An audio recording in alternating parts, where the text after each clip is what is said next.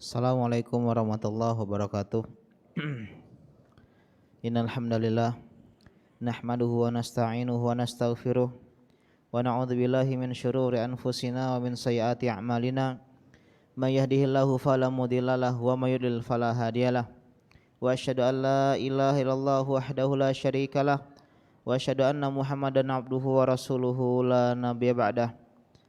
Segala puji bagi Allah Subhanahu wa taala. Pada malam yang berbahagia ini Allah Subhanahu wa taala masih memperjumpakan kita kembali dalam kajian rutin kita setiap malam Selasa, membahas kitab Fathul Qoribil Mujib, Fathul Qorib, syarah dari matan Abi Syuja Fikih Dasar Madzhab Syafi'i. Ini perjumpaan kita yang ke-6 ya, dalam masalah fikih puasa.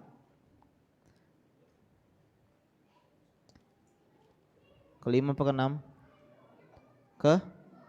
Enggak keempat nih. Kelima apa keenam? Kelima. Ya, pertemuan kita yang kelima ya. Setelah kemarin kita bahas tentang apa? Puasa-puasa yang terlarang ya, puasa-puasa yang terlarang. Apa yang pertama? Hari apa?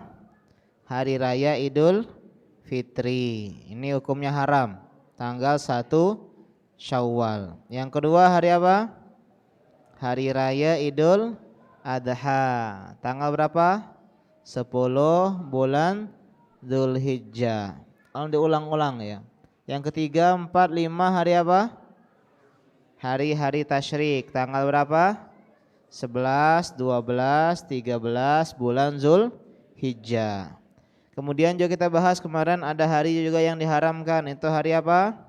Hari syak ya, hari syak, hari yang meragukan. Tanggal berapa? 30 Sya'ban. Sekarang kita bahas pembahasan baru tentang masalah kafarat, qada dan fidyah. Qala al-mu'allif rahimahullahu taala, wa man wati'a fi nahari ramadhana 'amidan fil farji fa 'alaihi al-qada wal kafaratu. Barang siapa yang menggauli istrinya atau wanita lain di siang hari Ramadan setelah masuknya fajar, setelah masuknya waktu subuh sampai tenggelamnya matahari, ini namanya siang Ramadan. Dia gauli seorang wanita fil farji, di kemaluan, fa'alaihil qada wal kafarah, maka dalam mazhab Syafi'i dia wajib membayar qada. Jadi puasanya batal dan harus di qada.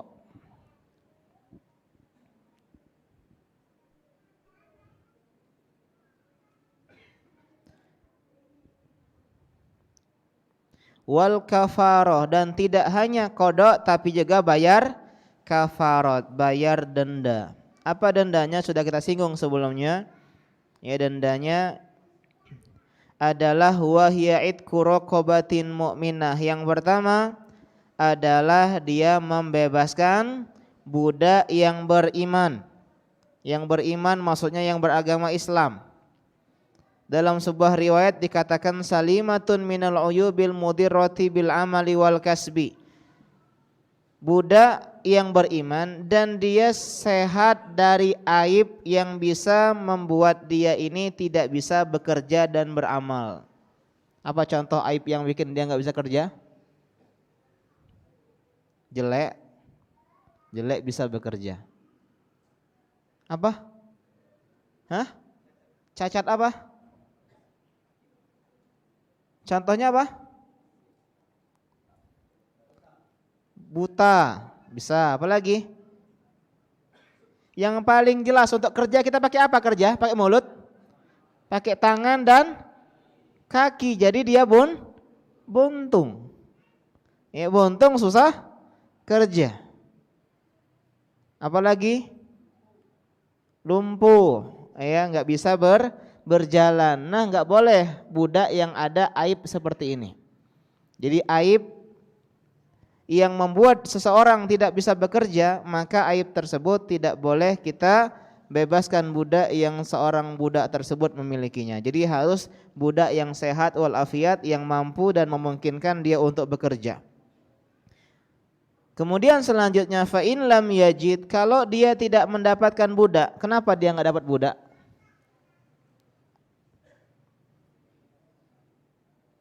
Kenapa dia enggak dapat budak? Hah? Karena dia miskin, tidak punya harta untuk membeli budak. Apalagi?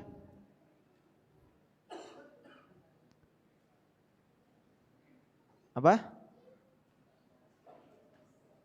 Iya, di sekitar dia tidak ada budak. Ada enggak di sini budak? Di Palembang ini? Wih, banyak budak-budak kecil. Di Indonesia sekarang tidak kita temui budak. Jadi kalau kita mendatangi seorang istri siang Ramadan, otomatis ini gugur. Bukan karena kita enggak kaya, enggak mampu, bukan karena kita miskin, Pak. Kita mampu beli budak. Harta kita banyak. Tapi karena tidak ada budak di daerah kita enggak mampu membebaskan budak. Ini maksudnya tidak bisa menemukan budak. Maka opsi yang kedua, ketika opsi pertama tidak bisa, fasyamu syahraini mutatabi'aini, berpuasa 2 bulan berturut-turut. 2 bulan bisa 58 hari, bisa 59 hari, bisa 30 hari. Karena bulan itu 29 atau 30. Jadi berpuasa 2 bulan berturut-turut. Fa in lam yastati, kalau dia tidak mampu. Kenapa seorang tidak mampu berpuasa 2 bulan berturut-turut? Apa sebabnya? Apa? Hah? Ini kalau ini ya, kalau ustadz yang bertanya, kita enggak masalah jawabnya salah-salah. Kalau yang tanya teman jangan, karena ada yang meluruskan, ada yang merevisi, jangan. Ya takut riya, ya. Jangan takut riya. Kenapa orang tidak mampu berpuasa 2 bulan berturut-turut? Sakit.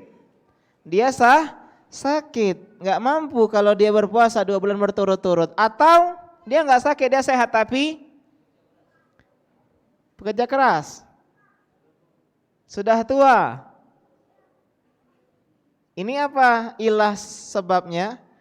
Mendapatkan masyaqqah syadidah, kesusahan yang berat bagi dia. Mungkin gara-gara tua, mungkin gara-gara pekerja keras, mungkin gara-gara fisik yang sudah ya tidak lagi sehat. Ini, maka opsi yang ketiga, fa it'amu sittina miskinan likulli miskinin muddun, maka dia memberikan 60 makanan kepada orang miskin. Dan makanan di sini kata Syekh Al-Ghazi, mimma yujzi'u fi shadaqatil fitri, makanan yang sama ketika kita zakat fitri. Apa itu? Makanan pokok suatu daerah atau suatu negara, yaitu beras. Jadi memberikan beras kepada 60 orang miskin. Berapa banyak? 1 mud. 1 mud itu 1 paruh tangan ini. Ya, 1 mud kalau dalam di sini dijelaskan ya 600 gram.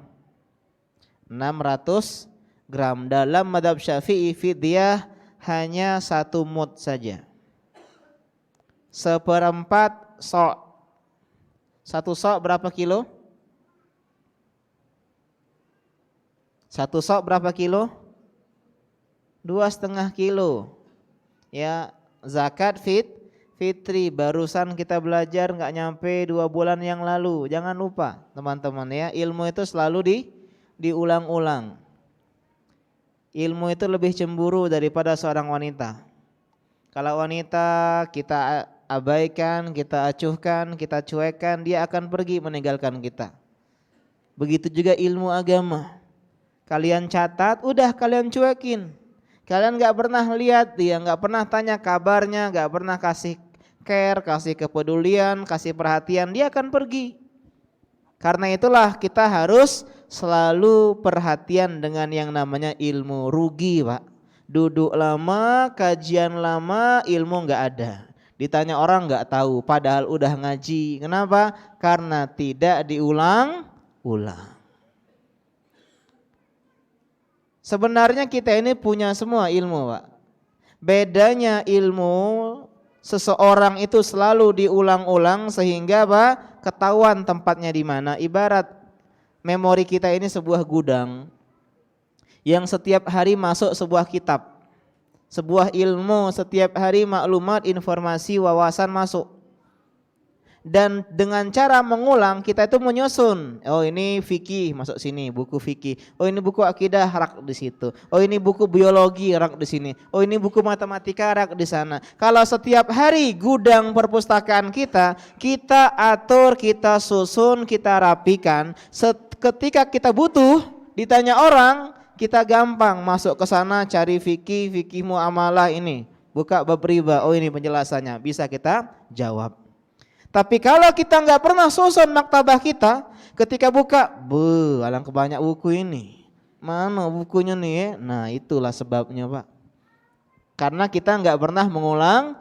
Imam Bukhari ulama yang paling luar biasa di zaman beliau, ulama hadis. Pernah ditanya tentang apa resep beliau begitu memiliki ilmu yang luar biasa. Katanya adalah dengan mudawamatun nadhar ilal kitab, sering-sering mengulang baca kitab, sering-sering diulang. Setiap malam coba catatan fikih kita ulang-ulang sampai fikih puasa ini mantap ke dalam hati kita, ke dalam pikiran kita, sehingga mudah kita mengeluarkan. 1 sok berapa kilo? 2,5 kilo, ada yang bilang 3 kilo. Nah 1 mud adalah 1/4 sok. 1 sok 4. 1 mud 1/4 sok. 1 sok berapa mud? 4. Jangan ragu-ragu. 4 mud. Sehingga kalau 25 dibagi 4 berapa? 6,125. Jangan sekian. Ya 6, berapa? 6,25. Iya 6,25. Atau 6,125. 6,125. 6,25. Iyalah 6,25 ya. Iya 6,225. 6,25 gram. Inilah besarnya fidyah ya di dalam mazhab Syafi'i. Tapi ada mazhab yang lain mengatakan bahwasanya fidyah itu atau makanan itu bukan 1 mud, tapi setengah sok. Berapa mud setengah sok? Berapa? 2. Jangan ragu-ragu, matematika dasar ini. 2. Berarti kalau ternyata 1 mud tadi 6,25 kilo, berapa 2 mud? Apa? 1, iya tadi itu salah ya. 6,125. Coba 25 bagi 6. Kalkulator ada. 6,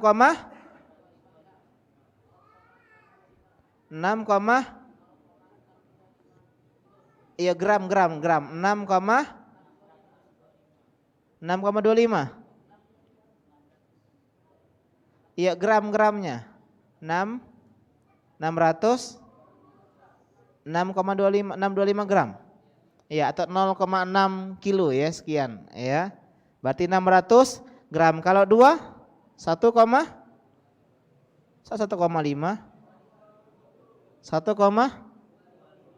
tadi 6,625. Sekarang 125.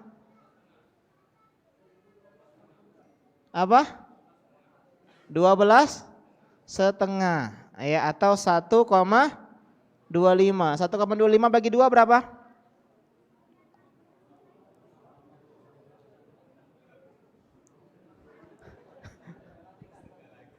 Mana kalkulator aku? Masa 25 dibagi 25 dibagi 2 tetap 25? 25 dibagi 6 sama dengan 25 dibagi 4 sama dengan 6,25 kali 2 12,5 ya 1,255 gram. Iya tadi itu warna komanya ya, letak komanya yang salah. Iya 1,25 gram. Nah ini yang lebih hati-hati. Yang lebih hati-hati adalah 1,25 gram. Kilo, afwan kilo atau 2 mud. Jadi kalau misalnya kita tidak bisa puasa 2 bulan berturut-turut, kita memberikan 60 orang miskin, 1 orang miskin berapa mud? Kalau mazhab Syafi'i berapa? Mazhab Syafi'i 1 mud. 1 mud tadi berapa gram? 625 gram. Iya. 625 gram dikalikan 60. 37.500. Berapa itu? 37,5 kilo. Iya. 37,5 kilo. Setuju? Apa 3 kilo? 37,5 kilo. Itu dalam mazhab Syafi'i. Kalau kita kaliin 2, 75 kilo. Kalau 1 karung itu berapa kilo? 10 kilo. Apa? 20. Yang gede. Berarti kira-kira berapa? Ada 4 karung ya, 4 karung beras untuk 60 orang miskin kalau kita ngambil pendapat 2 mud. Ya. Kalau ternyata dia tidak bisa 3-tiganya, Ustadz gimana? Dalam mazhab Syafi'i dikatakan fa'in ajaza minal jami' istaqarratil kafaratu fi dhimmati, maka tetap menjadi hutang baginya. Hutang dia fa idza qadara ba'da dzalika ala khoslatin min khisalil kafarati fa'alaha. Kalau dia sudah mampu baru dia tunaikan. Misal nih, kita miskin, enggak punya 60 mud untuk 60 orang miskin atau tidak punya 120 mud untuk 60 orang miskin kalau kita ambil pendapat 2 mud. Kita nggak punya harta, tetap tidak hilang kewajiban kita untuk bayar kafarat. Tapi kapan bayar kafaratnya? Ketika mampu. Ternyata kita dapat uang nih, bisa sanggup untuk membeli 60 mud beras, maka kita harus membayar 60 mud beras kepada orang miskin. Dan mud ini bisa diganti dengan nasi. Dengan nasi jadi, nasi bungkus boleh. 1 nasi bungkus sekali makan, bukan 3 kali makan, Pak. Berapa harga 600 gram beras? 1 kilo berapa? 10 ribu. Berarti kalau 600 gram 6 ribu. Nasi 6 ribu dapat apa? Nasi telok. Jadi nasi yang lauknya standar, Pak. Jangan nasi tidak belauk. Nasi dengan lauk standar. Kalau ikan standar udah ya. Kalau ayam udah kelas tinggi ya. Ayam daging rendang, cukuplah nasi telur atau nasi ikan atau nasi tahu, nasi perkedel cukuplah. Ya jadi lapar aku. Kepada 60 orang miskin, 1 bungkus 1 orang, Pak. Kalau enggak beribet beras, udah beli 60 ya. 60 apa? 60 nasi bungkus dibagiin ke orang-orang miskin. Atau cara yang ketiga, boleh kita undang makan di rumah. Kita bikin makanan nasi banyak, lauk banyak, undang 60 orang miskin. Prasmanan. Ini diantara apa? Diantara cara membayar fidyah. Jadi tadi ya bahwasanya pembatal puasa ada dua. Yang pertama yang tidak wajib kafarot. Yang kedua adalah yang wajib kafarot. Apa yang wajib kafarot? Berhubungan badan ya di siang hari Ramadan. Dalilnya adalah hadis dari Bukhari Muslim dari sahabat Abu Hurairah radhiyallahu taala anhu. Ya, Abu Hurairah ini adalah sahabat yang paling banyak meriwayatkan hadis dari Nabi SAW. Padahal masuk Islamnya kurang lebih 4 atau 5 tahun saja. Menjumpai Nabi beberapa tahun saja, tapi bisa mengalahkan sahabat-sahabat yang jauh lebih lama Islamnya. Kenapa? Di antara faktornya adalah karena beliau orang yang tidak memiliki harta. Terkadang Pak, kita miskin itu lebih baik daripada kita beruang, berharta. Jadi ingat, yang Allah pilihkan kepada kita itulah yang terbaik. Kita jomblo mungkin inilah yang terbaik untuk diri kita. Setelah berusaha tapi dia udah berusaha tapi ternyata belum nikah-nikah juga. Mungkin Allah Subhanahu wa taala tahu kalau dia nikah sekarang mungkin rumah tangganya enggak bagus, sehingga Allah pengen dia pantaskan diri terlebih dahulu. Kalau dia misalnya nggak nikah sekarang, mungkin dia akan hilang dari pengajian dan banyak. Ya, mungkin teman-teman kalian salah satu, ya, contohnya, contohnya. Kalau gara faktor suami, oke lah. Tapi biasanya suaminya tetap bisa kajian, tapi nggak kajian. Istrinya bisa kajian, tapi nggak bisa kajian. Di antara sebab ya yang membuat kita kehilangan ya, semangat kita untuk terus belajar ilmu agama. Abu Hurairah orang yang tidak punya harta. Beberapa kali pingsan gara-gara apa? Kelaparan. Bahkan beliau tidak punya rumah, Pak, tidak punya kontrakan, tidurnya di emperan Masjid Nabawi. Tapi beliau menjadi orang yang paling banyak meriwayatkan hadis dari Nabi SAW. Beliau berkisah, bainama nahnu julusun 'inda Nabi idz ja'ahu rajulun. Ketika kami sedang duduk-duduk sama Nabi, datang seorang lelaki. Faqala ya Rasulullah, halaktu, aku celaka, binasa aku ya Rasulullah. Malaka, apa yang terjadi? What happened? What on the earth? Waqatu ala imraati wa ana shaim, aku mendatangi istriku sedangkan aku sedang berpuasa. Dalam sebuah riwayat fi Ramadan, di siang hari Ramadan. Faqala Rasulullah, hal tajidu raqabatan tu'tikuha, apakah kau punya seorang budak yang bisa kau merdekakan? Qala la, aku enggak punya ya Rasulullah. Qala fal tastati antasuma syahraini mutatabi'ain, kau bisa enggak mampu berpuasa 2 bulan berturut-turut? Faqala la, dia bilang enggak bisa. Faqala fal tajidu it'ama sittina miskinan, apakah kau bisa memberikan 60 orang miskin makanan?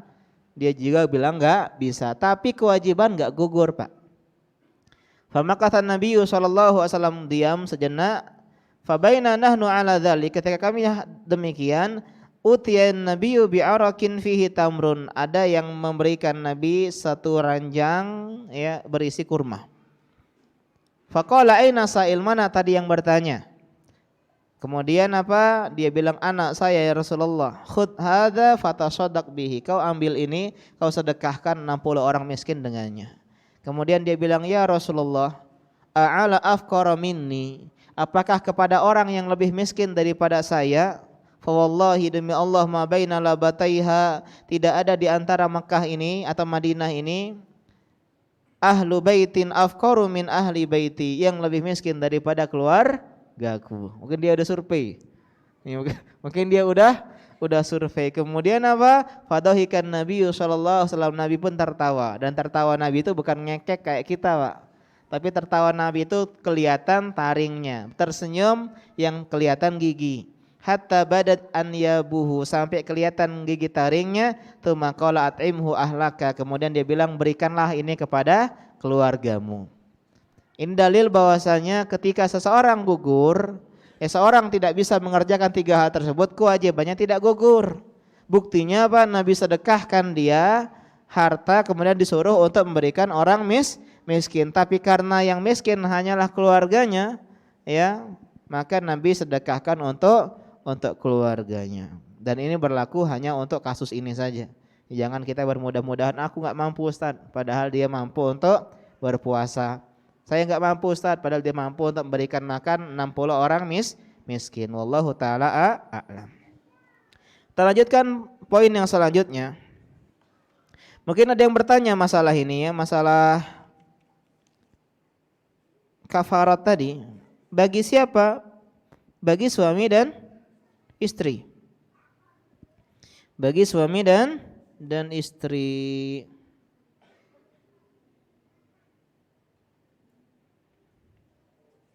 Kecuali salah satunya maksa. Suami maksa istri nggak mau, tetap saja digauli, maka yang wajib hanya suami. Atau istri yang maksa, Masya Allah. Seandainya dia mengulang ronde, Pak. Siang ini, pagi ini dia udah berhubungan badan. Sore nanti berhubungan badan. Dia berapa kali budak yang dia bebaskan? Sekali atau 2 kali? Puasanya 2 bulan atau 4 bulan? Makanannya 60 atau 120? Maka kalau dia dalam 1 hari berkali-kali cukup sekali kafarat, Pak. Karena harinya udah batal, puasanya sudah gugur. Sehingga udah kayak nggak puasa, terserah dia mau main berapa ronde. Karena puasanya sudah batal. Tapi kalau dia hari ini datengin istrinya, besok datengin istrinya lagi, maka dia 2 kali. Lantak-lantak lah. Berarti 2 budak. Puasanya 4 bulan. Mati kau. Makanannya 120 orang miskin. Kalau 3 hari hitunglah. Jadi sabar. Cuman berapa jam cuman? Cuman 14 jam. Ya karena itulah manfaatkan ya waktu malam sebelum subuh boleh. Ya sebelum subuh boleh. Saya pernah ketika ngajar fikih muamalah, fikih puasa, ada yang nanya, "Ustadz gimana kalau lagi berhubungan tiba-tiba azan subuh?" Makanya jangan injury time nian ya. Berhentilah, sudah setengah jam berhenti, udah selesai atau sebelum tidur begitu ya. Tetap kita diperbolehkan mendatangi istri di siang di malam hari Ramadan, sebagaimana kita boleh mengerjakan pembatal puasa yang lainnya di malam hari Ramadan. Kemudian kita lanjutkan poin selanjutnya, wa man mata wa alaihi siyamun min ramadhana ut'ima anhu likulli yaumin muddun.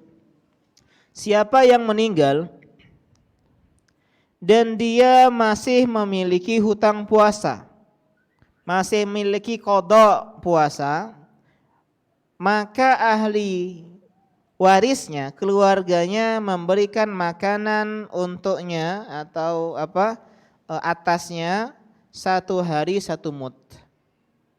Ibu kita misalnya dia enggak puasa 6 hari, belum sempat membayar utang puasa, meninggal.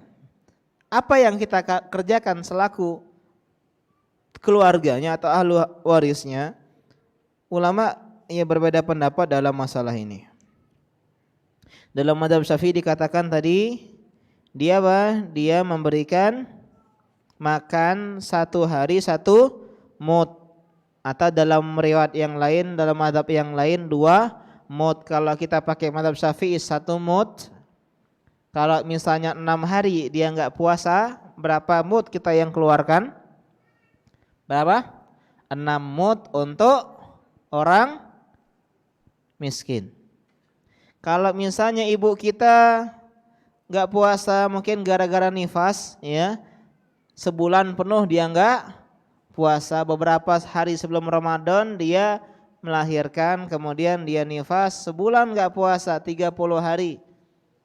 kemudian pendarahan hebat, wal-iyazubillah, kemudian innalillah beliau meninggal, maka berapa mud yang kita keluarkan? 30 mud. Ini kasusnya kalau orang tua kita meninggal sebenarnya mampu untuk melunasi kodoknya. Dia meninggal di bulan Sya'ban, udah 10 bulan dia lalui. Kenapa dia nggak bayar 6 hari? Beda kalau kasus misalnya dia jatuh sakit di Ramadan, nggak puasa, lanjut sakitnya sampai Syawal, maka ini tidak ada perintah apa-apa, Pak. Ibu kita misalnya ya, dia punya utang 6 hari, kemudian 1 Syawal dia meninggal, kan nggak sempat untuk membayar utangnya, maka tidak ada keharusan atau sunnah apa-apa bagi kita ahlu warisnya. Tidak membayar puasa, tidak juga membayar fidyah. Yang jadi kasus ini adalah kalau misalnya ibu kita sehat selama sebulan, mampu dia puasa 6 hari, cuman dia nggak puasa. Atau dia masih hidup selama setengah tahun, ya, karena boleh kan menunda qadha, kemudian dia meninggal, maka ini yang ditanya, apa keharusan kita sebagai seorang ahli waris? Dalam mazhab Syafi'i memberikan fidyah, dan ini adalah qaul qadim, ya, qaul jadid, pendapat yang baru mazhab Syafi'i ketika beliau di Mesir. Adapun qaul qadim beliau, kaum lama beliau, pendapat lama beliau ketika beliau masih di Baghdad di Irak, bahwasanya tidak dengan fidyah tapi dengan mengqadha, ahli warisnya mengqadha. Misalnya 6 hari kita anaknya berpuasa 6 hari untuk mengganti hutang siapa? Hutang orang tua kita. Dalam sebuah hadis, ya, ada seseorang dari Abdullah bin Abbas bercerita, ada seseorang datang kepada Nabi. Faqala ya Rasulullah, inna ummi matat wa 'alaiha shaumu syahrin. Ibuku meninggal sedangkan dia punya kewajiban mengqadha puasa selama sebulan. Kemudian dia bilang, afa aqdihi anha, apakah saya lunasi puasanya? Faqala na'am, iya. Fadainullah ahaqqu an yuqda, karena utang Allah lebih layak untuk dilunasi. Utang manusia wajib, Pak, dilunasi? Wajib utang manusia? Wajib. Kita ngutang 10.000, kita harus kembaliin 10.000. Itu hutang manusia. Apalagi hutang sama Allah Subhanahu wa taala berupa qadha puasa Ramadan. Dan dalam masalah ini sebenarnya ada beberapa pendapat para ulama. Yang pertama adalah, ya, siapa yang meninggal sedangkan dia punya kewajiban untuk puasa. Yang pertama adalah tidak berpuasa. Tidak ada keharusan untuk berpuasa. Jadi enggak ada keharusan apa-apa. Ini pendapat yang pertama. Karena itu kan kewajiban orang tua, bukan kewajiban kita selaku anaknya. Yang kedua, berpuasa kalau puasanya nadar. Misalnya ibunya nazar, saya mau bernazar ya puasa 3 hari. Belum sempat tunaikan nazar, meninggal ibunya. Maka dalam pendapat yang kedua, ini kita ahli warisnya membayar nazar ibu kita. Tapi kalau bukan puasa nazar, enggak disyariatkan untuk dibayar. Pendapat yang ketiga, nazar dan qadha. Disyariatkan nazar dan qadha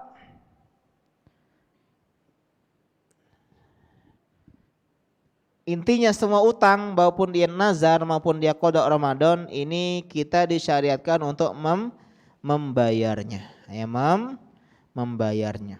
Ada sebagian ulama merinci, kalau dia itu nazar puasa, kalau dia qadha kasih makan.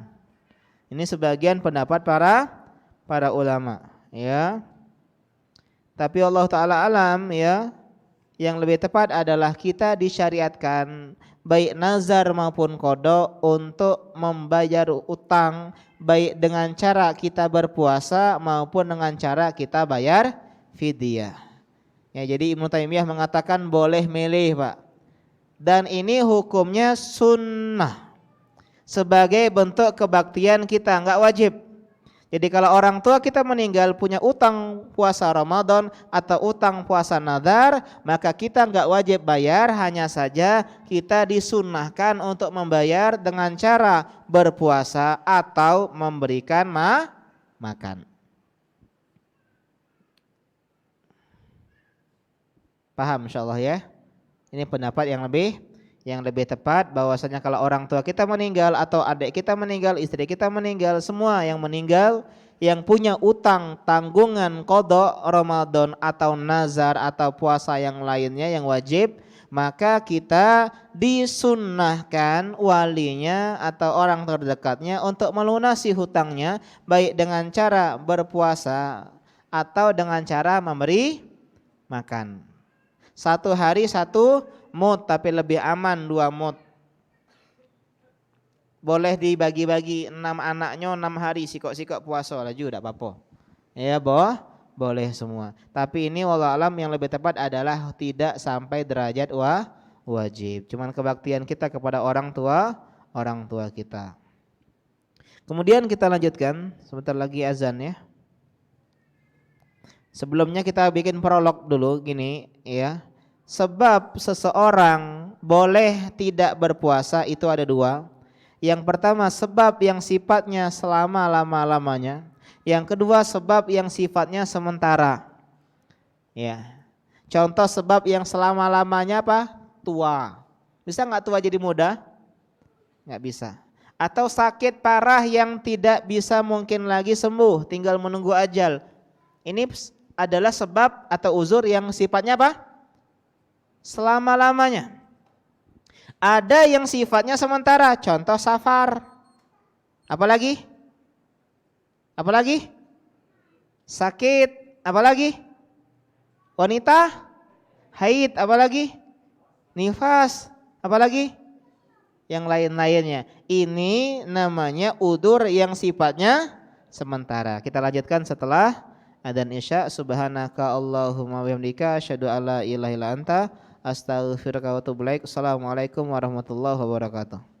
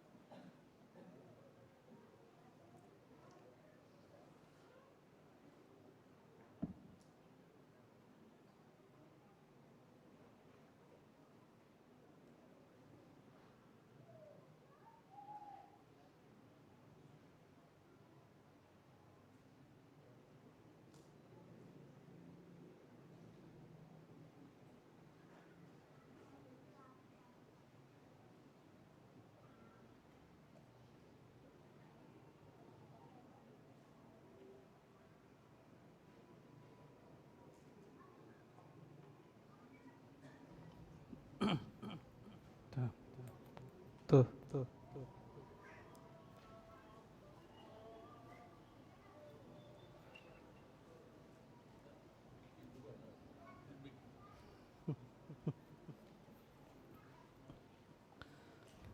Allahu Akbar, Allahu Akbar. Allahu Akbar, Allahu Akbar. Asyhadu an la ilaha illallah.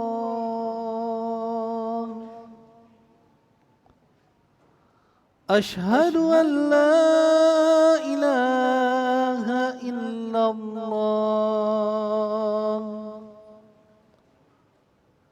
Asyhadu anna Muhammadar Rasulullah.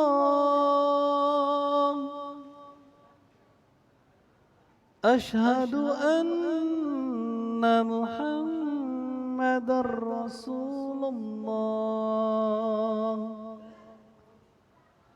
حي على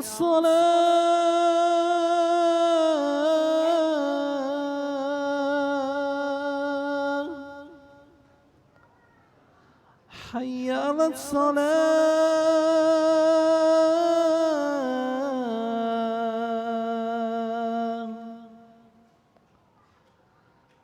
حي على الفلاح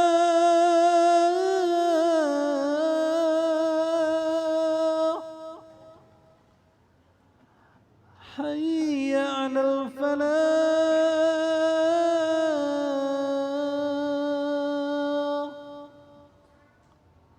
الله أكبر الله أكبر لا إله إلا الله.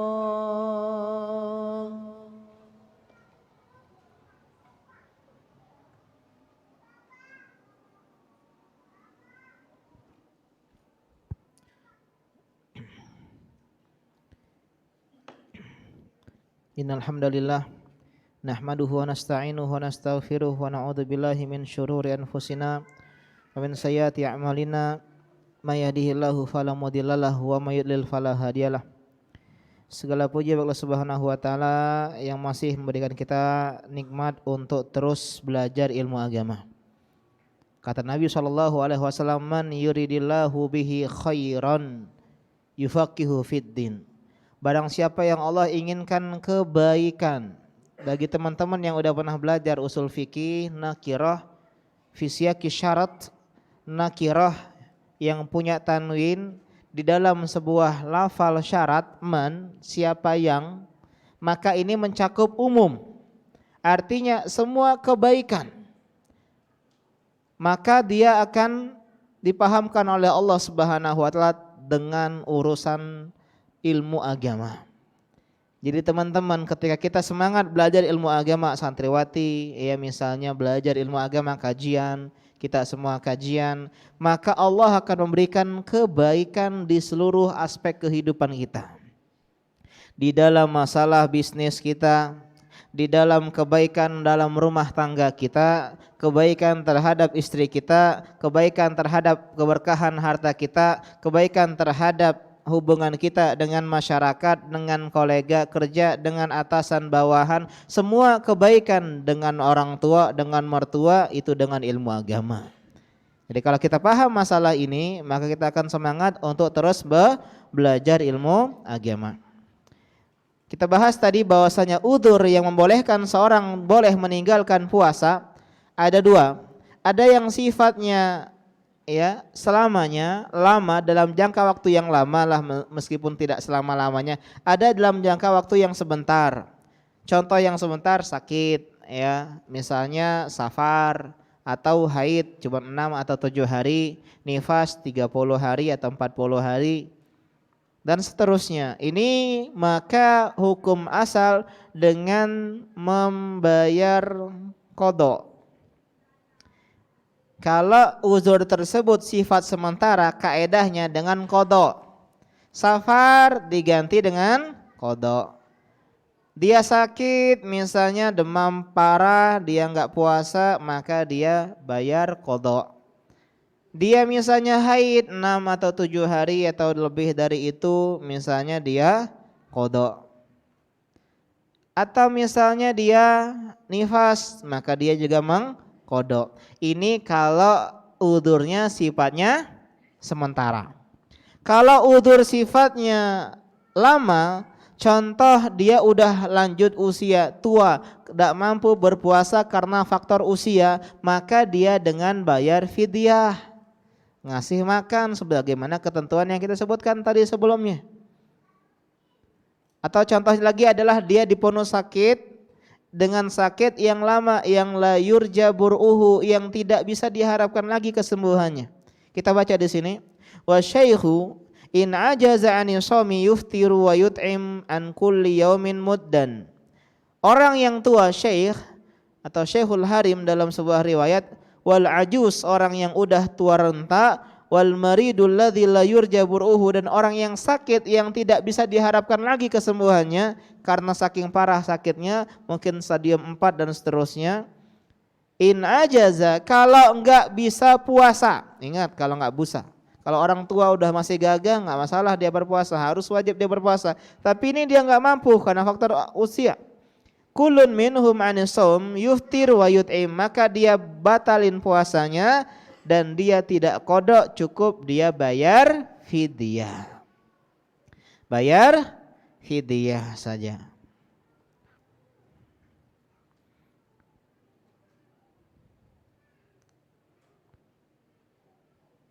Kita loncat sedikit ke paragraf terakhir ya. Wal maridu wal musafiru safaran tawilan mubahan in tadarra bisawm. Orang yang sakit dan orang musafir dengan safar bukan safar maksiat dalam mazhab Syafi'i, harus safar mubah, safar untuk belajar, safar untuk misalnya safar untuk dia belajar ilmu agama, safar untuk silaturahmi, safar untuk rekreasi mubah. Maka kalau dia tidak puasa, maka dia yuftirani wa yaqdiyan, dia batalin puasanya dan dia mengkodok. Kenapa dia kodok? Bukan fidyah, kenapa dia kodok? Iya, karena sebabnya sementara. Hanya alasannya sementara. Sakit kan sementara, safar kan cuman beberapa hari saja. Jadi dia mengkodok puasanya. Terus bagaimana wanita yang menyusui dan hamil? Ini ulama berbeda pendapat yang insya Allah akan kita bahas pada pertemuan selanjutnya. Sekarang kita ke tanya jawab. Ini kayaknya dari santriwati dulu nih. Yang kemarin ini ya, yang pekan lalu ya. Assalamualaikum Ustadz. Waalaikumsalam. Ustadz mau nanya gimana cara menahan perasaan kepada seseorang. Padahal kita udah berusaha buat ngilanginnya. Udah doa dan usaha pun sudah dilakuin tapi masih aja ada rasa suka. Tolong sarannya. Urusan hati ini memang urusan yang paling ribet ya. Menahan perasaan. Kenapa perasaan itu ditahan? Karena kita belum mampu menikah. Kalau udah mampu nikah nggak usah ditahan. Tahan, utarakan. Ustadz, tapi saya perempuan, masa mengutarakan? Khadijah mengutarakan kepada Rasulullah lalu melalui Nafisah. Menawarkan diri tidak tercela, tapi pastikan kepada orang-orang yang benar-benar soleh, baik, bukan hanya di dunia maya. Laki-laki pun demikian, kalau udah ada perasaan kita mampu nikah langsung utarakan daripada tersiksa dalam rindu. Daripada kita merana menahan rasa, ungkapkan. Kalau udah diungkapkan ditolak, aman, lemah, cari yang lain. Tapi kalau kita tahan, ya maka ini akan membuat kita tidak bisa. Dan kalau kita belum mampu menyampaikan, gara-gara kita belum nikah, masih seorang santriwati misalnya, maka caranya adalah sibukkan diri dengan kebaikan. Ingat, dengan kebaikan, bukan sibukkan diri dengan main TikTok. Ya, entah apa yang merasukimu misalnya. Ya, atau misalnya nonton ya BTS misalnya, enggak ya, dengan sibukkan diri dengan pengajian, hafalin Al-Quran, belajar bahasa Arab, sibukkan. Dan sebagian kita hanya menyibukkan dengan diri, kita lupa menyibukkan hati.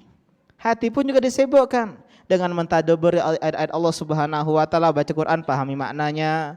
Ya, dengan belajar itu hatinya juga ikut belajar, bukan hatinya kemana-mana. Dan yang paling penting adalah kita berdoa kepada Allah Subhanahu wa taala. Kalau memang misalnya misalnya bisa disampaikan, ya diizinin orang tua udah nikah, disampaikan. Ustaz, ada seorang remaja yang sangat menyukai kita. Sampai dia tuh rela ngechat walau enggak dibales. Dianya rela-relain buat datang terus nganterin sesuatu, tapi sayangnya orang yang disukai enggak suka sama dia. Jadi gimana cara menghilangkannya? Saya bahas dengan konteks sesama jenis dulu ya. Ini ada orang sahabat kita yang pengen, yang baik sama kita misalnya, yang udah ya yang yang nge-care sama kita, yang sudah kasih perhatian lebih kepada kita, tapi orang tersebut ya kitanya misalnya nggak suka, maka nasihat untuk yang ngejar-ngejar ini bahwasanya masih banyak manusia yang lebih layak mendapatkan perhatian kita. Jangan sibuk dengan orang-orang yang tidak suka dengan kita. Sebagian kita ini sibuk ngurusin haters. Orang yang gak suka sama kita, oh kita sibuk, kita debat, klarifikasi, kita bla bla bla. Padahal yang gak suka ya tetap gak suka. Padahal banyak orang-orang yang layak untuk kita bahagiakan, orang tua kita. Kita belum buat mereka bahagia. Misalnya guru-guru kita, teman-teman kita, jangan disibukkan dengan hal-hal seperti ini. Adapun kalau yang tadi misalnya yang gak suka tadi, sampaikan saya gak suka seperti ini, sikap seperti ini. Ya.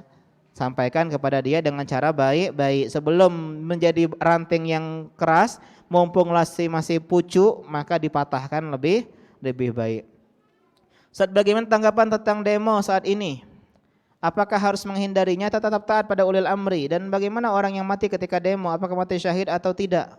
Tat, teman SMA saya ada yang meninggal, sedih Ustaz. Emang ya si Tetet, ya sensor, ya, dia nyebut nama Pak Presiden soalnya.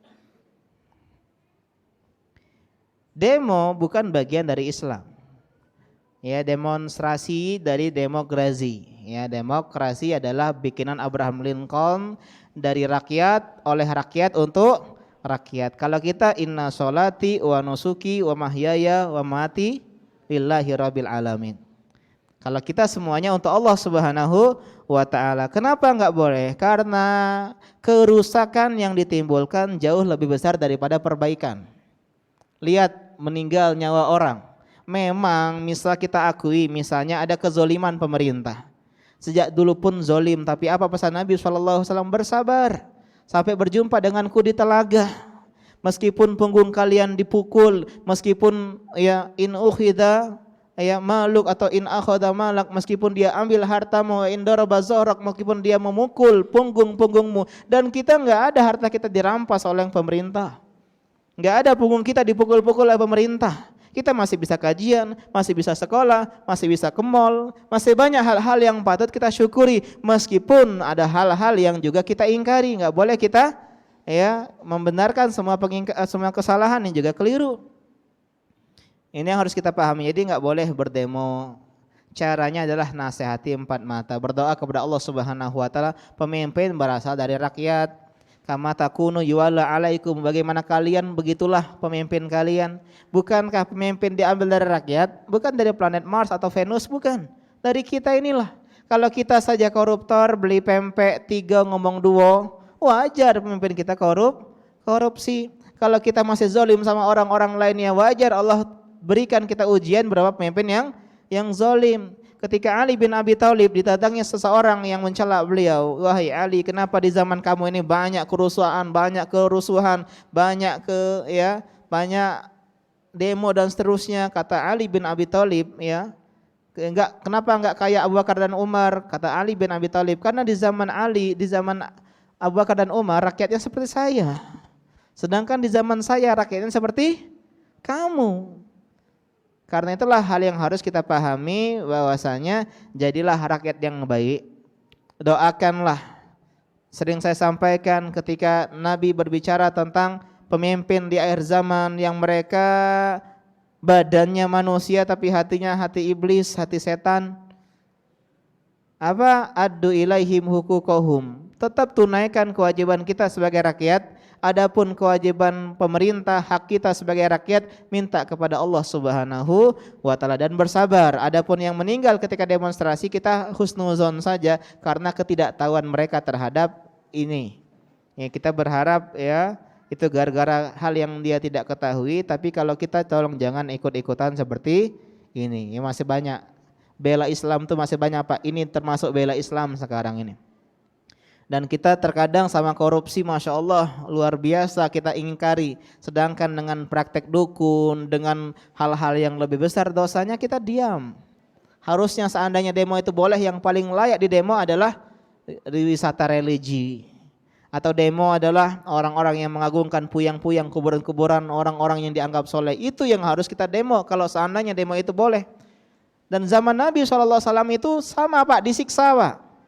Tapi Nabi 13 tahun di Mekah nggak pernah nyuruh, ayo sahabat kita demo kepada Abu Jahal, nggak pernah. Jadi bersabar. Dan sabar itu bukan kalimat pasif, kalimat aktif dengan cara berdoa, belajar, ya menjadi pribadi rakyat yang baik. Ini diantara cara kita untuk ya menyikapi hal ini. Wallahu taala a'lam. Bagaimana menghadapi orang yang selalu suudzon kepada kita? Ya, coba kenapa dia suudzon sama kita? Mungkin kitanya yang memang suka bikin orang suudzon. Ya. Bagaimana menanggapi orang yang selalu riya terhadap kita dengan mengatakan dirinya adalah anak sultan?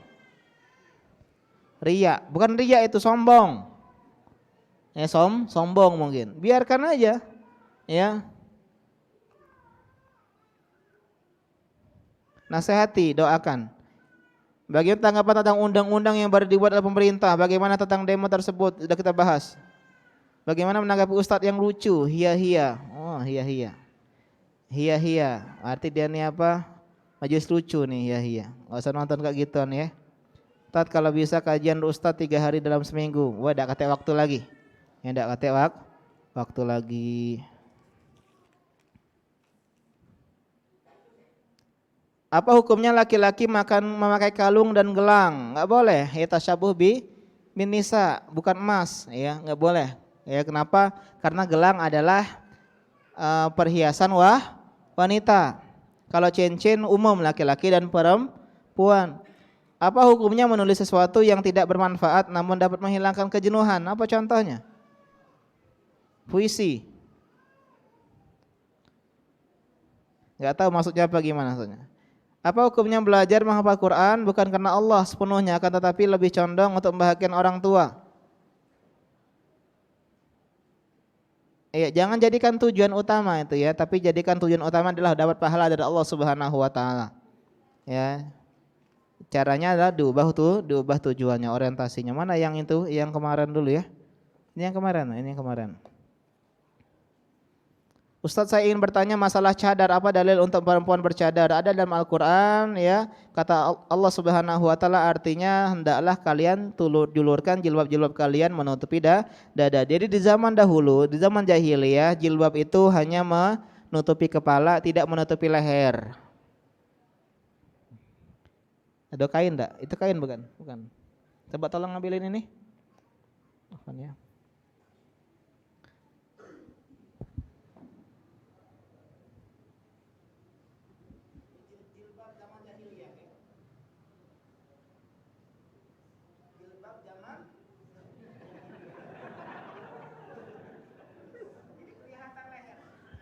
Kelihatan leher ini jilbab zaman old, di zaman jahiliyah. Yang bilang cadar budaya Arab ini salah. Kemudian Allah mengatakan turunkan jilbab-jilbab kalian menutupi dada.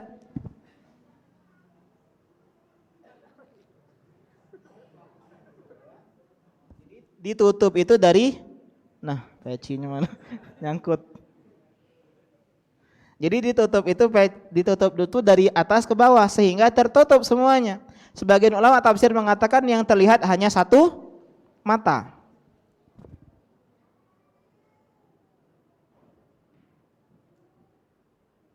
Coba buka tafsirannya, ini dalil bahwasanya dalam tafsir tersebut bahwasanya ini perintah untuk bercadar. Dan banyak lagi min wara'i hijab, dari balik hijab maksudnya adalah balik hijab maksudnya cadar dan seterusnya. Apakah hukumnya sunnah atau wajib? Ulama khilaf. Kalau saya pribadi mengatakan pendapat yang lebih tepat adalah sunnah, karena dalam sebuah ayat dikatakan jangan kalian tampakkan ilama zaharamin, kecuali apa yang biasa tampak. Maksudnya adalah wajah dan telapak tangan, kata sebagian para sahabat. Allah taala alam. Yang jelas kalau orang yang cantik ya lebih baik dia pakai cadar ya. Kenal sunnah tapi masih nyaman bergabung dengan organisasi yang sering mendemo pemerintah, ini masih belum sepenuhnya ya. Keluarlah, tidak ada manfaatnya di sana. Belajar organisasi, Ustaz, banyak organisasi yang lain.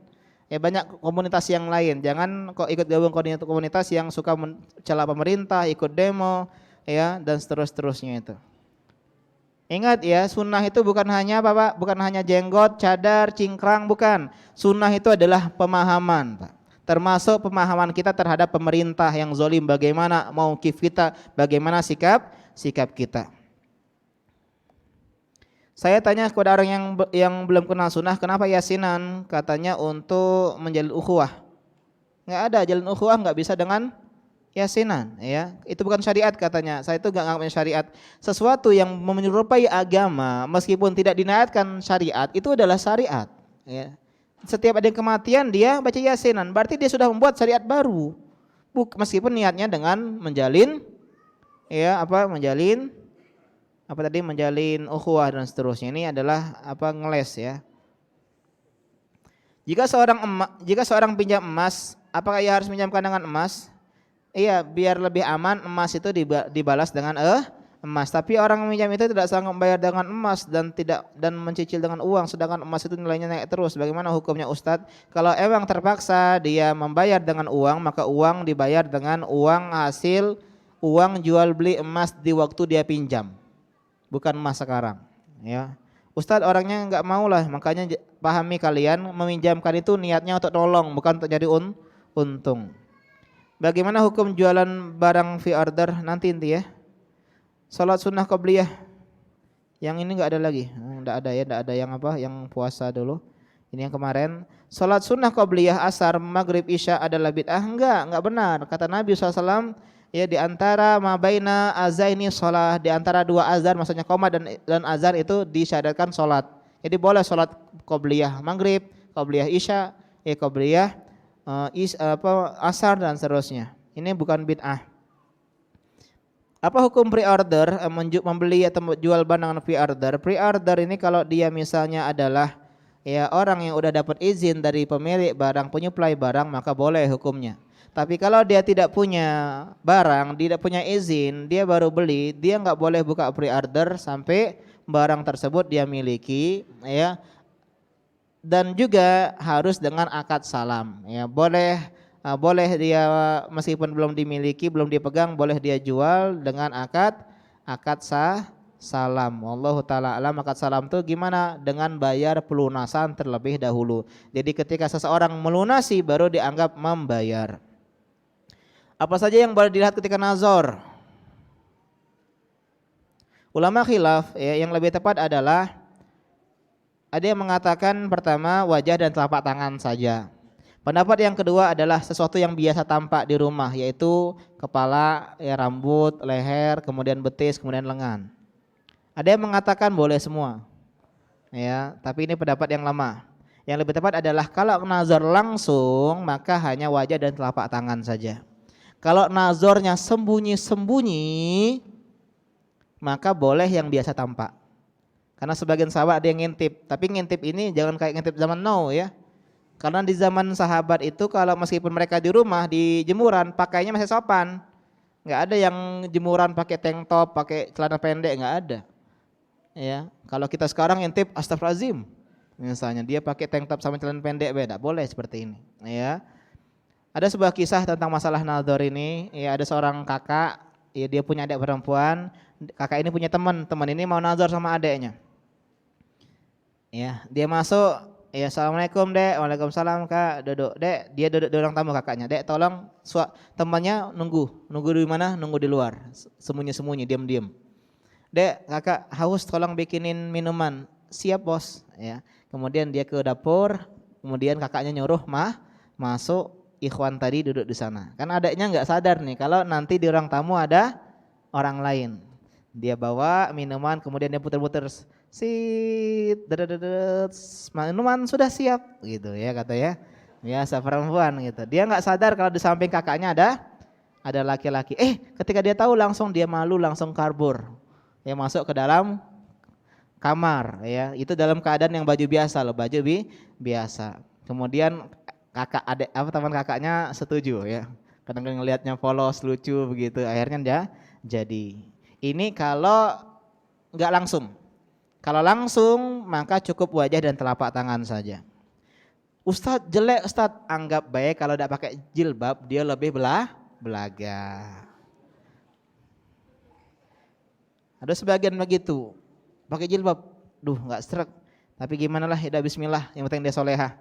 Ternyata masya Allah Ustadz setelah buka jilbab ternyata dia lebih cantik daripada ketika dia pakai jilbab. Alhamdulillah. Bolehkah setelah nazar batalkan niat menikahi karena setelah melihatnya ada niat tidak tertarik? Dan apa hukumnya Ustadz? Ya boleh. Boleh. Cuman teman-teman nazar itu bukan di awal-awal. Nazar itu kalau kemungkinan ini udah diterima nih. Kalau kalian ngerasa gelaga, ngerasa ganteng, ngerasa cakep, ya pengen dapat akhwat yang cantik, tanya sama perantara, sama istri tawan. Dia tuh belaga apa tidak? Berapa? 80. Ah, lumayan 80, laju. Tapi kalau 60, kau nak cari yang belaga, tak usah maju, dah stop be. Iya, aku nak nyari yang belaga nian, misalnya. Tapi tadi kau pastikan kau sudah ngaco. Iya, nak belaga tapi jelek, ngaco nih ya. Allah Ta'ala alam. Ini yang kemarin-kemarin ya.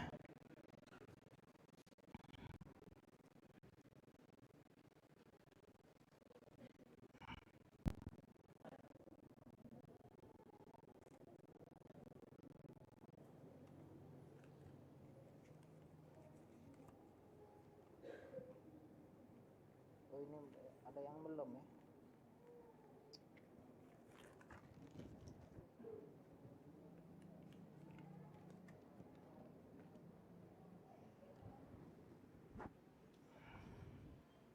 Ini banyak pertanyaan yang sama tentang masalah kodok puasa yang lama ya.